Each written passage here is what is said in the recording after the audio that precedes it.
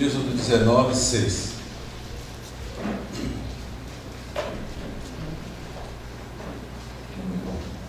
Diz assim a palavra de Deus: vocês serão para mim um reino de sacerdotes e uma nação santa.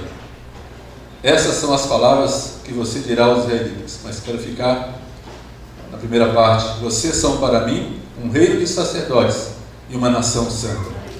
Amém? Então vocês podem sentar-se. Como os irmãos sabem, este ano, 2014, a Igreja Comunidade Luterana Renovada elegeu como ano da santidade. O tema da nossa igreja esse ano é santidade. E não poderia ser melhor o tema escolhido. Nem poderia ser melhor, nem poderia ser mais atual, mais necessário, mais importante para a igreja nos dias de hoje.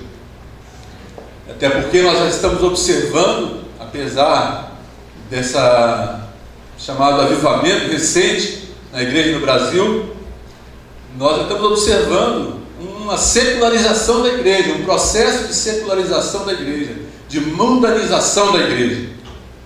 Então, a igreja foi muito feliz, o presbitério foi muito feliz para escolher para esse ano o ano da santidade. Nesse texto de Êxodo, capítulo 19, versículo 6, nós encontramos aqui Deus escolhendo um povo para uma missão. E eu disse isso mesmo, um povo para uma missão, porque a missão já existia. Deus escolheu aquele povo para a sua missão. O povo só foi escolhido porque Deus tinha uma missão para que eles pudessem cumprir. E a missão era levar Deus ao povo e trazer o povo a Deus. Esta era a missão da nação de Israel. Por isso Deus levantou a nação de Israel. E nesse texto então de versículo 6, diz assim: vocês serão para mim um reino de sacerdotes. Mas o que significava para Israel ser um reino de sacerdotes? O povo de Israel, os israelitas, sabiam muito bem o que significava ser um sacerdote, porque o sacerdote era uma figura muito conhecida, muito diferenciada das demais pessoas da nação de Israel. Tinha inclusive vestes próprias, tudo diferente das demais pessoas da nação de Israel. E o sacerdote, ele era separado, consagrado a Deus, para fazer basicamente duas tarefas. Primeiro, ensinar a lei de Deus ao povo. E em segundo lugar, trazer os sacrifícios do povo a Deus. Acontecia que quando um israelita pecava, ele, segundo a lei, ele tinha que levar um animal até o templo, impor as mãos sobre ele, matar aquele animal e derramar aquele sangue. O sacerdote era incumbido de trazer aquele sangue ao altar do Senhor. E depois disso, então, ele declarava aquela pessoa perdoada, livre para voltar à comunhão do povo de Deus. Então, esse era o trabalho do sacerdote. Era um trabalho de fazer Deus conhecido, vamos dizer assim. Então Israel, quando recebeu essa missão de Deus para ser um reino de sacerdotes, Israel entendeu muito bem o que Deus estava querendo, porque eles conheciam a figura do sacerdote. Então Israel foi chamado para fazer esta função do sacerdote no meio das outras nações. Aquilo que o sacerdote fazia no meio do povo de Israel, a nação de Israel, o povo de Israel como nação, foi levantada por Deus para fazer perante as outras nações, perante os outros povos no meio dos quais Israel vivia. E como Israel faria isso? Como é que Israel apresentaria Deus ao povo? Como que Israel representaria, por assim dizer, não temos medo de falar errado, dizendo que Israel era um representante de Deus. Como é que ele faria isso? Como é que ele faria Deus conhecido ao povo? Aí vem a segunda parte do versículo, que diz: vocês serão para mim uma nação santa. Vocês serão uma nação santa. E essa palavra santa, santo no original, ela é kadosh, que significa diferente, mais precisamente distinto. Esta palavra significa isso. Então, Israel foi chamado para ser um povo distinto, um povo diferente, um povo completamente diferente dos outros povos no meio dos quais ele vivia. Assim como diferente e distinto e bem diferente era o Deus de Israel, que era, na verdade, o único Deus verdadeiro. Assim como Yahvé era diferente dos demais deuses daquelas nações, o povo que Deus chamou também deveria ser diferente das demais nações, para que então os povos ao redor pudessem conhecer a Deus através da nação de Israel. E eu quero ler um texto que está em Levítico, capítulo 19, só para a gente ter uma ideia. Levítico, vocês sabem, é o livro das leis, né? E ali Deus deu várias orientações para a nação de Israel. Eu quero ler um trecho do capítulo 19 de Levítico, se vocês puderem acompanhar comigo, para ver como Deus desejava que o povo vivesse. Eu vou ler alguns versículos, não vou ler todos. Vou começar aqui do versículo 9. Quando fizerem a colheita da sua terra, não colham até as extremidades da sua lavoura, nem ajuntem as espigas caídas de sua colheita. Não passem 2 vezes pela sua vinha, nem apanhem as uvas que tiverem caído. Deixem-nas para o necessitado e para o estrangeiro. Versículo 11. Não furtem, não mintam, não enganem uns aos outros, não jurem falsamente. Versículo 13. Não oprimam nem roubem o seu próximo. Não retenham até amanhã do dia seguinte o pagamento de um diarista, ou seja, não deixe de pagar o seu empregado. Não cometam injustiça num julgamento, não favoreçam os pobres, nem procurem agradar os grandes, mas julguem o seu próximo com justiça. Não espalhem calúnias entre o seu povo, não se levantem contra a vida do seu próximo, eu sou o Senhor. Versículo 17. Não guardem ódio contra o seu irmão. 18. Não procurem vingança, nem guardem rancor, mas ame cada um o seu próximo como a si mesmo. 19. Obedeçam às minhas leis. Versículo 26. Versículo 26. Não pratiquem adivinhação nem feitiçaria. Não cortem o cabelo dos lados da cabeça, nem aparem as pontas da barba. Não façam cortes no corpo por causa dos mortos, nem tatuagens em si mesmos, eu sou o Senhor. 32. Levantem-se na presença dos idosos, honrem os anciãos. 33. Quando um estrangeiro viver na terra de vocês, não o maltratem. 35. Não usem medidas desonestas quando medirem comprimento, peso ou quantidade. Veja, o povo de Israel tinha uma orientação, tinha um estilo de vida a viver, né? Já descrito, definido na palavra do próprio Deus. Então Israel sabia como agir para poder anunciar o Senhor, para poder ser aquele povo que demonstraria ou mostraria ao povo quem era Deus, vivendo dessa forma, vivendo desse jeito, da maneira como Deus desejava. Interessante, se você for lá para a carta de Pedro, 1 Pedro capítulo 2, versículo 9, 1 Pedro capítulo 2, versículo 9, você vai encontrar essa mesma expressão de Pedro usando em relação à igreja. Ele diz: vocês, porém, são geração eleita, sacerdócio real, o reino de sacerdotes, como se disse lá no texto de Êxodo, sacerdócio real e nação santa. Vou parar por aqui, só para poder fazer essa ligação entre esse texto que Pedro usa em relação à igreja, com aquele texto usado que Deus chama Israel para ser o povo que vai apresentar Deus ao povo. Então, irmãos, a Bíblia diz que nós somos um reino de sacerdotes, somos representantes de Deus aqui nesse mundo, somos o povo que Deus escolheu para cumprir uma missão fundamental, importantíssima, sublime, tremenda, que é apresentar Deus ao povo. Nós somos chamados para fazer esse trabalho, para cumprir essa missão. Será que nós já nos demos conta da responsabilidade e da grande tarefa que nós temos?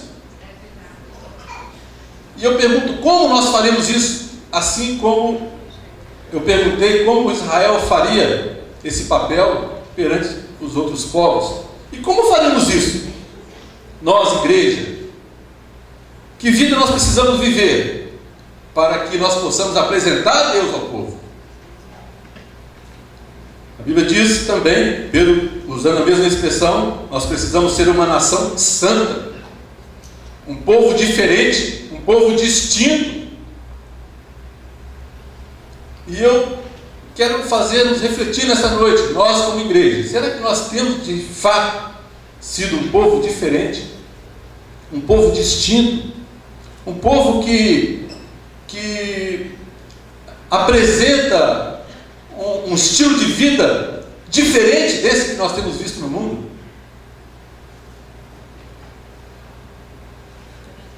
Qual a diferença entre nós e as demais nações, entre aspas? Entre nós e os demais povos, no meio dos quais nós vivemos? Qual que é a diferença? Será que a diferença nossa se limita ao nosso a nossa liturgia, nosso tipo de culto, a forma como nós adoramos a Deus, os nossos evangeliquês, né? Glória a Deus, aleluia, está amarrado em nome de Jesus? É isso que nós apresentamos para o povo? Essa linguagem que ninguém entende? Até a linguagem é importante, mas não nesse sentido.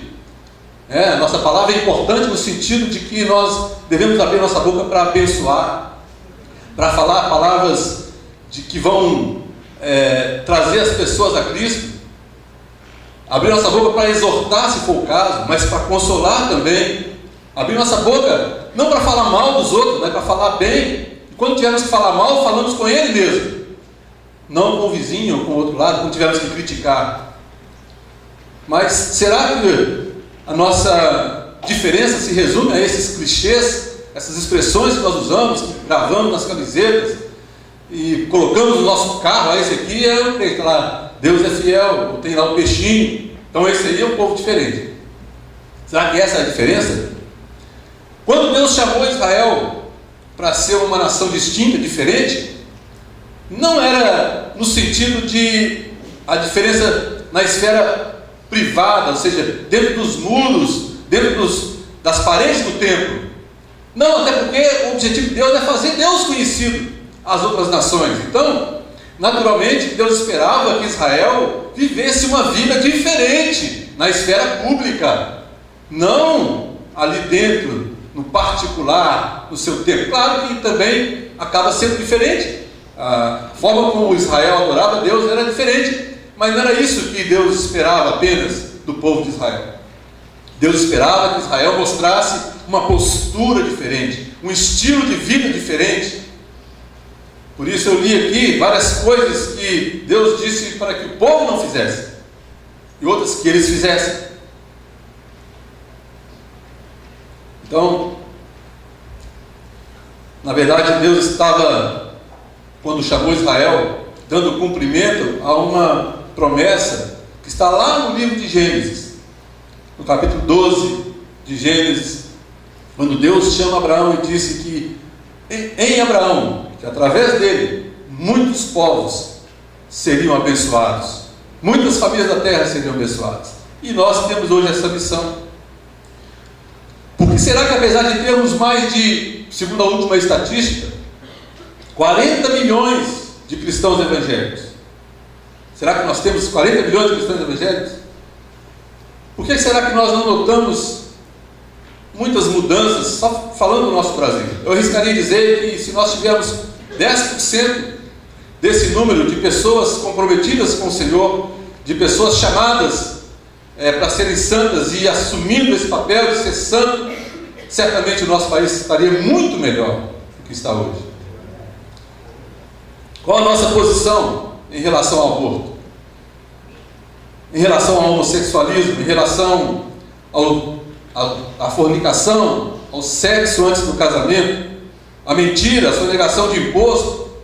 E eu digo, quando eu falo assim, qual é a nossa posição, eu não quero que a gente fale em tese.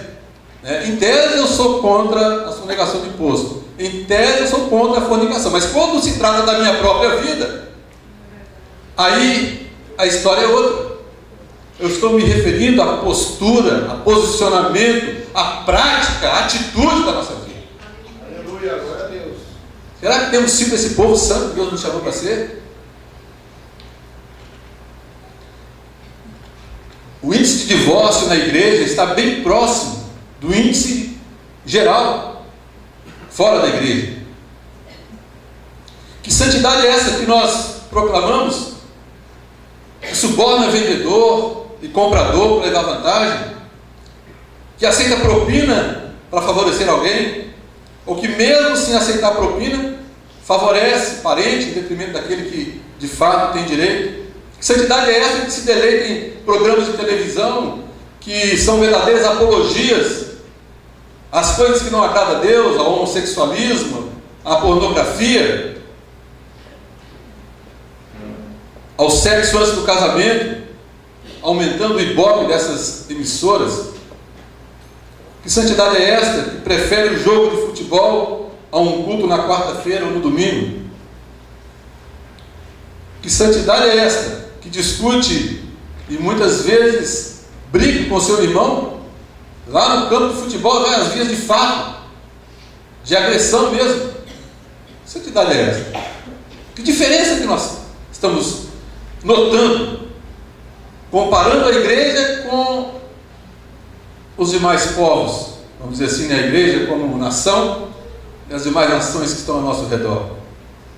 Que santidade é esta que na cerimônia de casamento se torna apenas um rito, um protocolo, porque logo depois do casamento todo mundo cai na balada e é bebida alcoólica, é música do mundo, tudo igualzinho no mundo, só o ritual aqui é diferente. Que santidade é esta? Uma vez eu estive numa preleção do pastor Hernandes Dias Lopes, até foi passado há pouco tempo aqui, só que essa parte não veio, parece que o vídeo não veio completo, ou foi numa outra palestra que ele deu. Mas o pastor Hernandes Dias Lopes, muitos conhecem aqui, é um pregador da palavra de Deus, um escritor, tem muitos livros editados já, muitos comentários da Bíblia, um homem erudito, estudado, doutor, bem conhecido no mundo evangélico, mesmo fora do mundo evangélico. Ele disse que ele prega em vários lugares, no mundo inteiro. Disse que certa vez ligaram para ele para pregar num lugar e ligaram para ele perguntando qual o charuto que ele gostaria de fumar e qual a cerveja que ele gostaria de beber. Isso na igreja. Na igreja. Guardamos ressentimentos, julgamos as pessoas, pagamos o mal com o mal. Aquele ensinamento de Jesus que nós temos que amar o nosso inimigo, oferecer a outra face, orar pelos que nos perseguem, isso nos parece uma coisa assim surreal. A igreja parece que não acredita nessas coisas, porque na prática nós não observamos isso. Nós vemos ao contrário, a igreja fazendo as mesmas coisas que o mundo, guardando ressentimento, revidando, pagando mal com mal, não perdoando, não pedindo perdão, guardando ressentimento e achando que isso é normal, que todo mundo é assim. Por que eu vou ser diferente? Você vai ser diferente porque você é nação santa. Você tem uma missão a cumprir. Você foi chamado para anunciar Deus ao povo. Então você não tem que ser igual a ninguém. Você tem que ser igual a Cristo. Cristo é o nosso modelo. Ele é o nosso modelo. Há um texto no livro de Levítico, no capítulo 18. Quero que os irmãos, se puderem ler comigo. quando Deus vai dar a lei para o povo, e Ele faz uma advertência ao povo de Israel. Ele diz assim, Êxodo capítulo 18, versículo 3 e 4. Não procedam como se procede no Egito, onde vocês moraram, nem como se procede na terra de Canaã, para onde os estou levando. Não sigam suas práticas, pratiquem as minhas ordenanças, obedeçam aos meus decretos e sigam-os. Eu sou o Senhor, o Deus de vocês. Não temos que fazer como fazem os do Egito nem os de Canaã. No Egito, o Egito era caracterizado pela idolatria do poder militar, e Canaã era conhecida pela idolatria da deusa da fertilidade, e por tudo que Baal supostamente trazia por meio do sucesso, da prosperidade, coisas dessa natureza. E olha que nós estamos vivendo num mundo mesmo assim. É o poder, a sexualidade, o sexo pelo sexo, o sucesso, a prosperidade. Esse é o Deus das nações no meio das quais nós estamos, não é verdade? Esse é o Deus deste mundo. Esses são os deuses deste mundo. E na igreja nós estamos também caminhando no mesmo sentido. Quanta desavença na igreja por causa de poder. Igrejas que abrem e fecham porque fulano não concordou com isso, ciclano não se submete, fulano é assim, é assado. Isso não é uma briga pelo poder?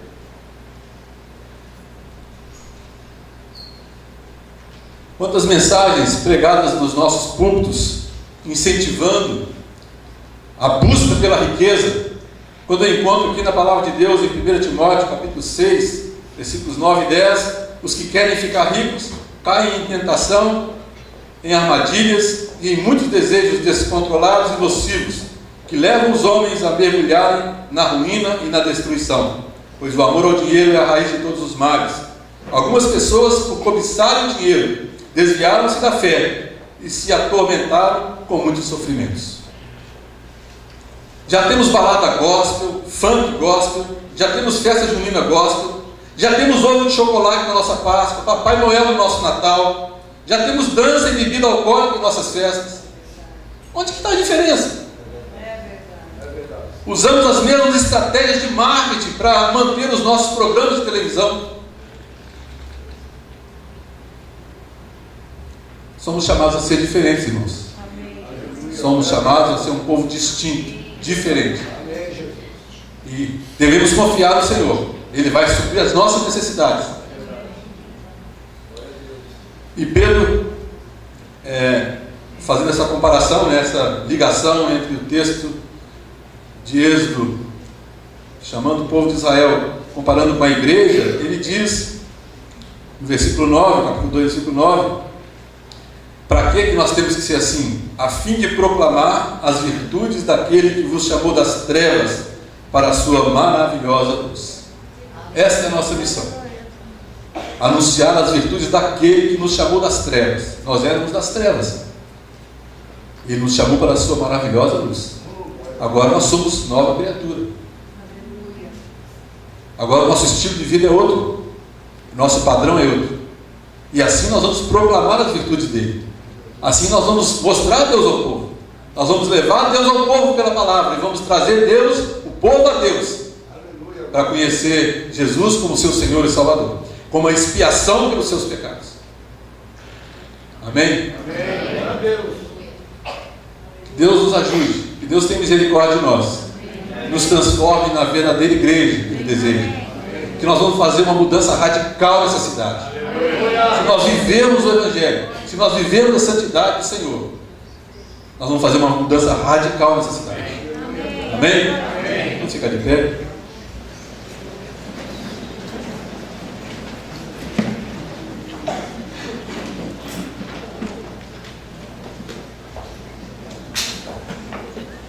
Gostaria que nós orássemos e nós, no nosso banco mesmo, nos comprometêssemos com o Senhor, verdadeiramente. Levássemos a sério a nossa fé. Que a nossa fé não for simplesmente um frequentar uma igreja, um dia de culto, 2 dias de culto, um estudo bíblico. Não. Que a nossa decisão seja viver o Evangelho lá fora, na esfera pública, onde as pessoas possam ver, onde as pessoas possam contemplar Deus através da nossa vida, possam querer conhecer esse Deus que nós pregamos e segundo o qual nós vivemos. Amém? Vamos orar?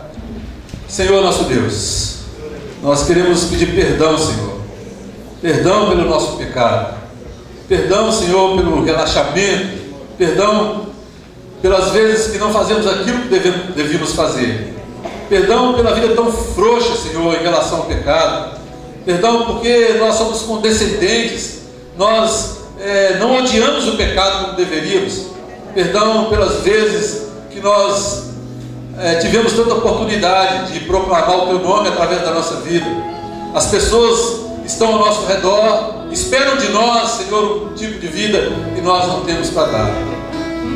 Perdoa-nos, Senhor, tem misericórdia de nós, ajuda-nos na nossa fraqueza, na nossa falta de fé, fortalece-nos, enche o Teu povo, Senhor, com o Teu Espírito, para viver uma vida de santidade, uma vida que glorifique o Teu nome, uma vida que exalte o Senhor, uma vida que possa mostrar ao mundo quem é o Senhor, que possamos viver segundo o caráter de Cristo, Deus.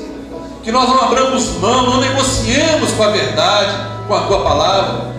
Tem misericórdia de nós, Senhor, que nós não negociemos com o pecado, que nós não nos aproximemos do pecado. Nos ajuda, Senhor, santifica o Teu povo, encha-nos com o Teu poder, Deus, em nome de Jesus.